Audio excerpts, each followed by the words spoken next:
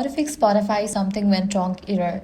Let's get started. First, refresh your connection. Switch between Wi-Fi and mobile data or toggle airplane mode on and off. Launch settings, navigate to the option Wi-Fi.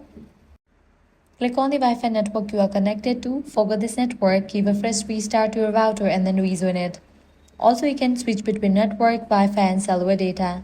And lastly, enable for the option airplane mode, wait for a few seconds and then disable it. Clear cache for the Spotify app. So, scroll down and navigate to the option General. Click on the option iPhone Storage.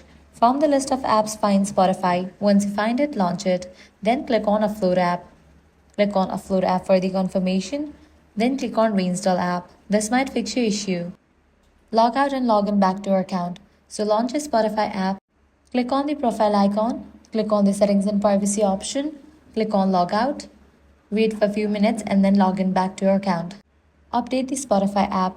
So launch your Play Store or App Store. Search for the app Spotify. After app appears, if you find the option of update, click on it and update the app to its latest version.